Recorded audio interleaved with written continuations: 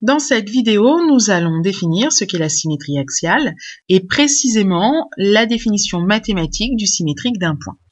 Alors commençons par le symétrique d'une figure par rapport à une droite. On dit que deux figures sont symétriques par rapport à une droite lorsqu'elles se superposent par pliage autour de la droite D. C'est ce que dans l'activité nous avons fait avec le papier calque. Si je prends sur ce dessin-là, la fleur ici par rapport à cette autre fleur-là, si on imagine qu'on va plier autour de la droite D, le long de la droite D, c'est-à-dire qu'on va plier suivant la droite D, eh bien on verra que les deux fleurs se superposent exactement. On va donc pouvoir dire que les figures F et F' sont symétriques par rapport à la droite D. Alors pour ce qui est du vocabulaire mathématique, c'est équivalent à dire que F' est le symétrique de F par rapport à la droite D, ou encore que F' est l'image de F par la symétrie d'axe D.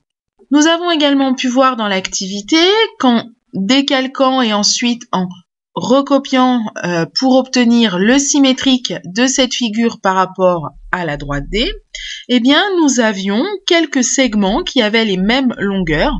Étant donné qu'on a décalqué la figure, eh bien on a repassé exactement les segments et donc du coup on va avoir les segments qui ont la même longueur. On a pu remarquer également que si on considère les points E, D et H ici, ils vont correspondre à 3 points sur le deuxième dessin qui seront eux aussi alignés. Et enfin, on a fait une troisième observation avec les angles.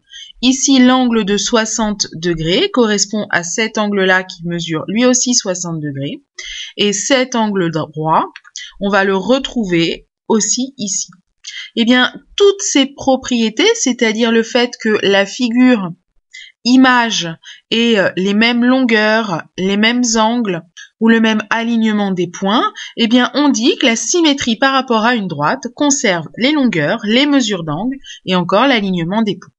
Alors on a aussi tracé un segment qui reliait un point et son image.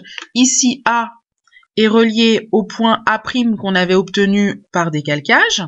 Eh bien on s'est aperçu que la droite D par rapport au segment AA', elle passe par son milieu puisqu'on a exactement la même distance entre la droite et les deux points AA', et qu'en plus, c'est perpendiculaire, autrement dit, la droite D est la médiatrice du segment AA'.